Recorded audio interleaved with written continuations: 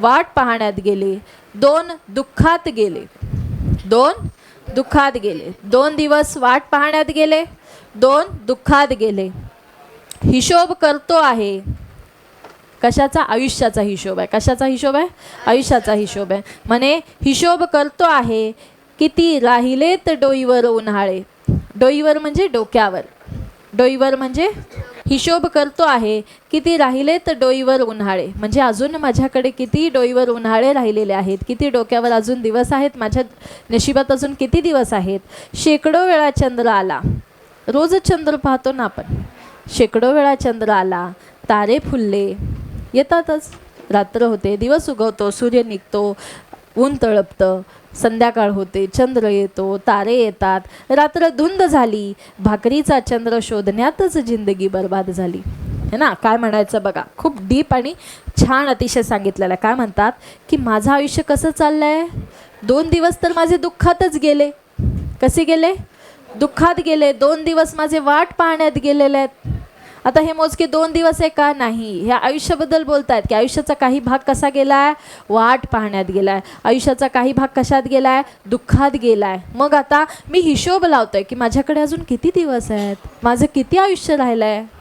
माणूस विचार करतोच ना, किती आयुष्य राहिलं, एवढ्या दिवस मी काय कमावलं माझ्या आयुष्यामध्ये. तसं हा एक कामगार आहे, है ना? आणि हा कामगार विचार करतोय की माझे तर 2 दिवस कसे गेले. माझे 2 दिवस तर वाट पाहण्यात गेलेत, माझे 2 दिवस तर दुःखात गेलेत. आता माझ्याकडे राहिलेत किती दिवस, आता माझ्या डोक्यात किती उन्हाळे राहिले. बरोबर. आणि मग मी काय केलं, किती वेळा चंद्र आला, किती वेळा तारे फुलले, किती वेळा रात्र धुंद झाली, मी त्याचा आनंद घेतला नाही. आणि काय माझी जिंदगी कशात चालली आहे? भाकरीचा चंद्र शोधण्यातच. भाकरीचा चंद्र शोधण्याचा अर्थ काय आहे? मी कमवतोय, पोट भरतोय, कमवतोय, पोट भरतोय. ह्याच्या पलीकडे मी काय करू शकलोय का? नाही. है ना? ही कामगार आपलं अवस्था सांगतोय की माझी अवस्था कशी आहे. माझी अवस्था अशी झालेली आहे की माझी अवस्था फक्त मर्यादित राहिली आहे की कमवतोय मी केवढ्यापुरतं, जेवढं माझं पोट भरतंय, मला पोटासाठी भाकरी मिळते, एवढंच माझं आयुष्य चाललं आहे. है ना? त्याच्या पलीकडे मी काही करत नाही आहे. आणि ह्या कारणामुळेच तो कसा झाला आहे? दुःखी झाला आहे. कसा झाला आहे तो? दुःखी झाला आहे. म्हणून त्यांना सांगितलं आहे, भाकरीचा चंद्र शोधण्यातच जिंदगी बर्बाद झाली. बरोबर. काय म्हणे? भाकरीचा चंद्र शोधण्यातच जिंदगी बर्बाद झाली. पुढे म्हणतात, हे हात माझे सर्वस्व. बरोबर. कष्ट करण्यासाठी काय पाहिजे? हात माझे सर्वस्व. हातातच माझं पूर्ण नशीब आहे. माझं सगळं काही कष्ट करण्याची ताकद कशात आहे? हातात आहे. हे हात माझे सर्वस्व दारिद्र्याकडे गहाणच राहिले. हात माझे कोणाकडे गहाण राहिले? गहाण माहिती आहे ना?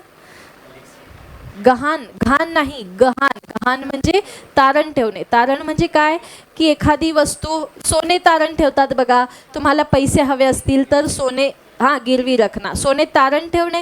त्याच्याऐवजी तुम्हाला पैसे दिले जातात.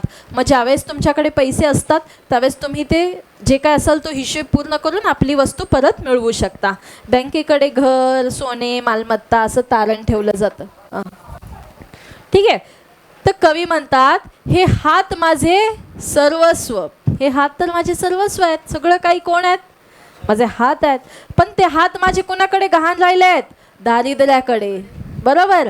म्हणजे ज्याने मला कष्ट करायचं आहे ते आहे का माझ्याकडे?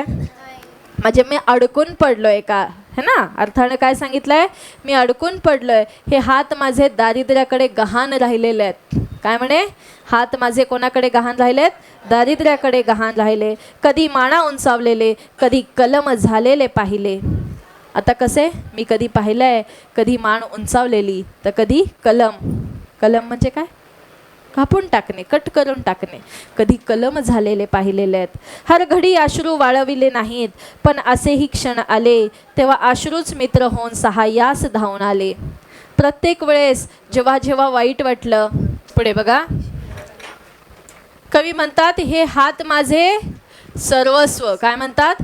हे हात माझे सर्वस्व दारिद्र्याकडे गहाणच राहिले. कधी माना उंचावलेले, कधी कलम झालेले पाहिले. हर घडी अश्रू वाळवले नाहीत. नेहमीच वाईट वाटलं, डोळ्याचे अश्रू वाळले का? नाहीत. तर कधी कधी हे अश्रूच माझे कोण झाले? मित्र झाले. वाईट अवस्थेमध्ये सगळ्यात महत्त्वाचा मित्र आहे कोण? अश्रू. आपले अश्रू आपलेच मित्र, है ना. असं म्हणतात ना की रडल्यानंतर मन हलकं होतं, है ना. त्यामुळे आपले अश्रू कसे असतात? आपले घट्ट मित्र असतात. आपल्या वाईट वेळेस ते सगळ्यात आधी धावून येतात, सगळ्यात आधी धावून तेच येतात, है ना. बाकी दुनिया नंतर येते, पहिले अश्रू येतात. तर असे आपले ते घट्ट मित्र आहेत, है ना. म्हणून मी अश्रू वाळवले का? नाही. पण असेही क्षण आले, क्षण म्हणजे काय? वेळ, है ना. असेही क्षण आले तेव्हा अश्रूच मित्र होऊन सहाय्यास धावून आले. आपणच रडायचं, आपणच मन घट्ट करायचं. कोणी येतंय का मोटिवेट करायला? घे 4 पैसे, मी आहे तुझ्या मागे, तू कर काय तुला हवंय ते? नाही. स्वतःच रडायचं, स्वतःच डोळे पुसायचे आणि परत एकदा म्हणायचं की हो मी करू शकतो, मी हे काम करून दाखवेल, माझ्यामध्ये अजून ताकद आहे, मी कमवू शकतो, मी घर सांभाळू शकतो, काय असतील त्या अनेक गोष्टी, है ना. आणि स्वतःच्या मनाला आधार द्यायला सुरुवात केली. म्हणून अश्रूंना काय सांगितलंय? मित्र सांगितलंय. अश्रू कोण आहेत? घट्ट मित्र आहेत असं सांगतात कवी. मग म्हटले दुनियाचा विचार हर घडी केला, है ना. प्रत्येक वेळेस दुनियेचा विचार केला, असा जगमय झालो. जगमय म्हणजे दुनियादारीत वाहून गेलो एकदम, है ना. दुनियादारी आपण म्हणतो ना, एकदम दुनियादारी कधी जवळ असते? पैसा असला त्याच्याजवळ दुनियादारी असते. 4 मित्र कधी असतात? ज्याच्याकडे पैसा असतात त्याच्याकडे लगेच 4 काय 16 मित्र येतील. ज्याच्याकडे पैसा नाही त्याच्याकडे 16, 8, 4 काहीच येत नाही. ते लगेच पाठ फिरवतात, है ना. एक शेर है, वो कहते हैं कि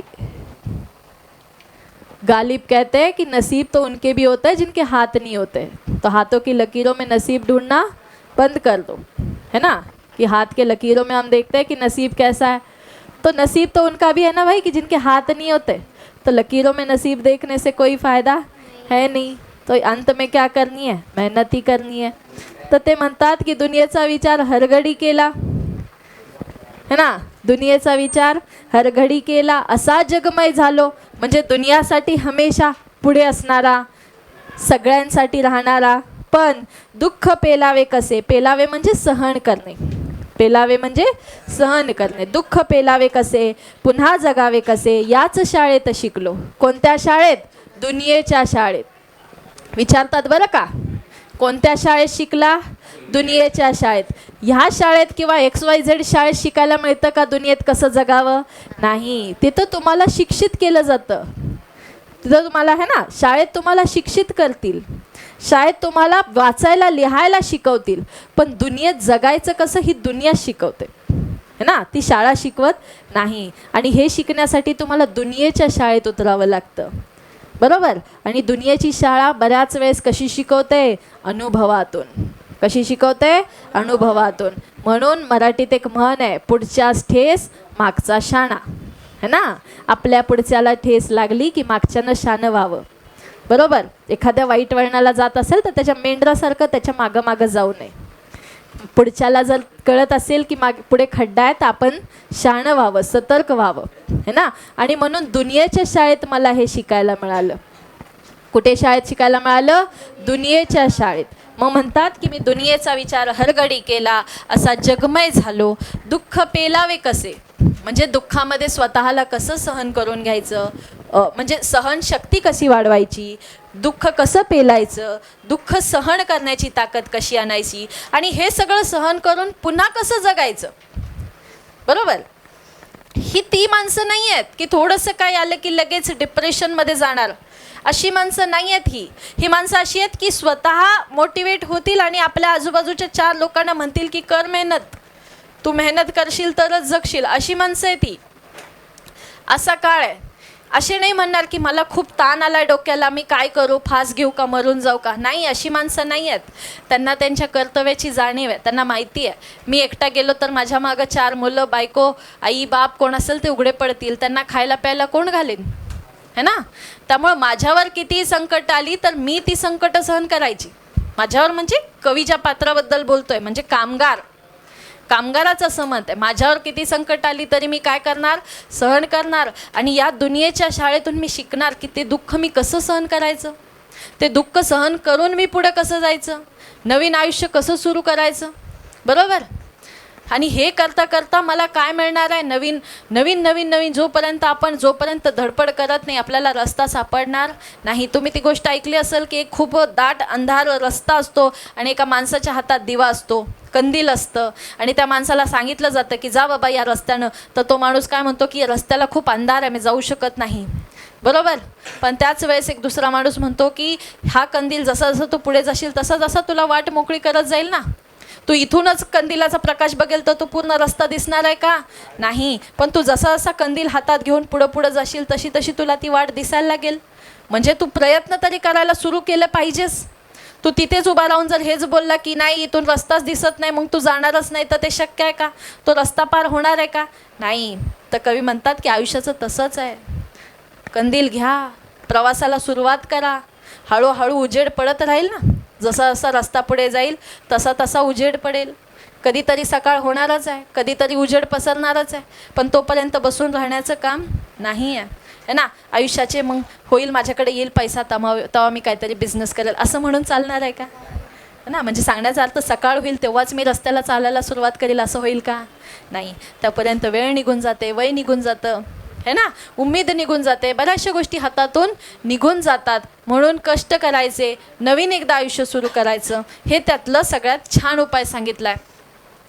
झोतभट्टीत शेकावे पोलाद तसे आयुष्य छान शेकले. झोतभट्टी फर्नेस असते ना, फर्नेस काय म्हणतात त्याला, हां, लोखंडाला लोहार असतो की नाही, असा मस्त भट्टीमध्ये तापवतो लाल, आणि मग हवा तसा त्याच्यावर आकार देण्यासाठी त्याला हातोडीनं मारतो. मग ज्या पद्धतीनं त्याला मारलं जातं तसा तसा आकार त्याला मिळत जातो, बरोबर. त्याला भट्टी म्हणतात किंवा झोतभट्टी, फर्नेस इंग्लिशमध्ये सांगायचं झालं तर झोतभट्टीत शेकावे पोलाद, पोलाद म्हणजे अलॉय, ठीक आहे. तसं माझं आयुष्य छान शेकून निघालं आहे. आता मला पाहिजे तो आकार द्या, बरोबर. एखाद्या लोखंडाला, एखाद्या पोलादाला, अलॉयला जसा मस्तपैकी असा तापवला तर त्याला असा चंद्राकार आकार द्या, नाहीतर लांबडा असा कुऱ्हाडीचा आकार द्या, नाहीतर तलवारीचा आकार द्या, त्याला हवी तशी धार द्या. जसं तुम्ही त्याला वळवता तसं ते वळणार आहे. थंड झाल्यावर त्याला वळवता येणार आहे का तुम्हाला, नाही. मग आत्ता त्याचं आयुष्य कसं झालं आहे, अतिशय असं झोतभट्टीमध्ये शेकल्यासारखं झालं आहे. मग मला आता हवा तसा आकार द्या, मला हवी तेवढी धार द्या, म्हणजे मी आयुष्यात लढायला पुन्हा एकदा कसं आहे, तयार आहे, असं त्यांचं म्हणणं आहे. पुढे म्हणतात की 2 दिवस वाट पाहण्यात गेले आणि 2 दिवस दुःखात गेले. तर असे हे 2 दिवस आहेत आयुष्याचे, आहे की नाही. कसे आहेत कळाले ना. 2 दिवस कसे आहेत, 2 दिवस अतिशय महत्त्वाचे आहेत. ते आपल्या आयुष्यातला एक महत्त्वाचा टप्पा असं समजा. आणि त्याच्यामध्ये आपले कसे आहेत की जे जे काय अनुभव दिलेले आहेत आयुष्याने, ठीक आहे, एकदा शॉर्टमध्ये सांगते, लक्ष द्या. 2 दिवस वाट पाहण्यात गेले, 2 दुःखात गेले. हिशोब करतो आहे किती राहिलेत डोईवर उन्हाळे. शेकडो वेळा चंद्र आला, तारे फुलले, रात्र धुंद झाली, भाकरीचा चंद्र शोधण्यातच जिंदगी बर्बाद झाली. हे हात माझे सर्वस्व दारिद्र्याकडे गहाणच राहिले. कधी माना उंचावलेले, कधी कलम झालेले पाहिले. हर घडी अश्रू वाळविले नाहीत, पण असेही क्षण आले तेव्हा अश्रूच मित्र होऊन सहाय्यास धावून आले. दुनियेचा विचार हर घडी केला, अगा जगमय झालो. दुःख पेलावे कसे, पुन्हा जगावे कसे, याच शाळेत शिकलो. झोतभट्टीत शेकावे पोलाद तसे आयुष्य छान शेकले. 2 दिवस वाट पाहण्यात गेले, 2 दुःखात गेले. ऐसा गामी ब्रह्म या पुस्तकातून घेतलेली कविता आहे, ठीक आहे. काय सांगितलंय कवीने याच्यामध्ये जीवनामध्ये, कामगारांच्या जीवनामध्ये असणारं सत्य परिस्थिती सांगितलेली आहे की कामगारांचं जीवन किती कष्टाचं आहे, कशा पद्धतीने ते आपलं जीवन जगतात, तेवढं सोपं आहे का त्यांचं आयुष्य, याचं वर्णन कवितेमध्ये केलेलं आहे. कामगारांच्या जीवनामध्ये कित्येक प्रकारच्या अडचणी येत असतात, हे ना, याचंच वर्णन केलेलं आहे. कसं कसं बिचारे जगतात, किती कष्ट असतं जीवनामध्ये, ठीक आहे, असं कवीने याच्यामध्ये सांगितलेलं आहे, ठीक आहे. आलं लक्षामध्ये. अशी ही कविता आहे. ही कविता नेहमी परीक्षेला येते, बरं का. हां, कविता 2 दिवस किंवा अंधाराकडून प्रकाशाकडे, काय ते रवींद्रनाथ टागोरांची एक.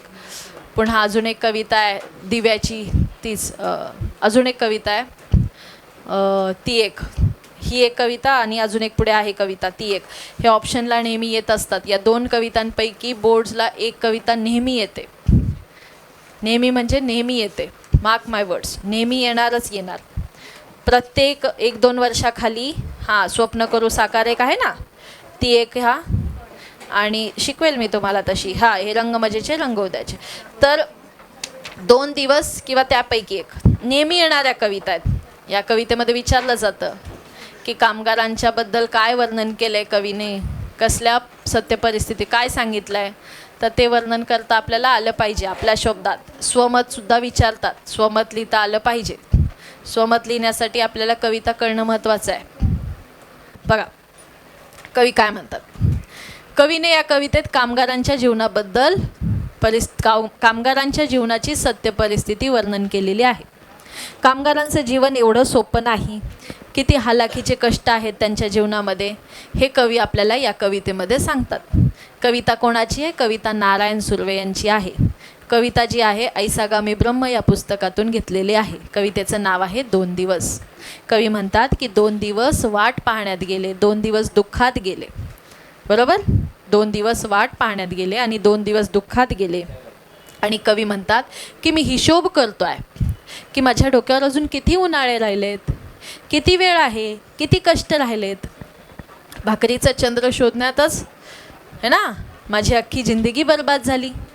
बरोबर, म्हणजे या जीवनामध्ये पोट भरण्यासाठीच एवढी धडपड चाललेली आहे की या पलीकडे माझ्याकडे काय आहे का दुसरं? आहे का? हो आहे का? पोट भरण्यातच माझी सगळी धडपड चाललेली आहे. बरोबर, ही भाकर पोटाला मिळावी म्हणून हे सगळं चाललेलं आहे. पुढे म्हणतात की माझे हे हात ज्याच्याने मी सर्व काही कार्य करू शकतो ते मी कोणाकडे? दारिद्र्याकडे गहाण ठेवलेत. म्हणजे माझं आयुष्य कसं चाललं आहे?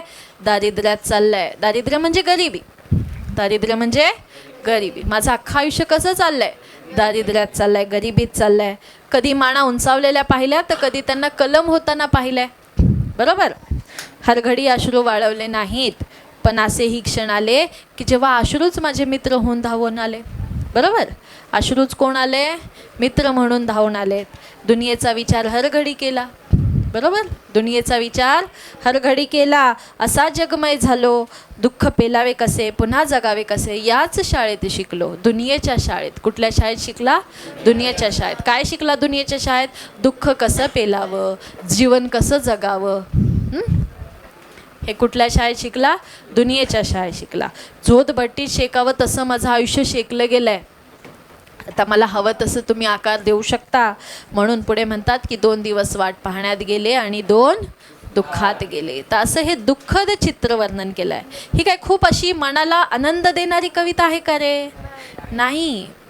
ऐकून कुठंतरी मनाला असं वाईट वाटतं की नाही? एखाद्या म्हणजे वाईट परिस्थितीचं वर्णन आहे कवितेत. काय आहे? वाईट परिस्थिती. ही वाईट परिस्थिती काय आहे? दारिद्र्य, गरिबी. कोणाची गरिबी?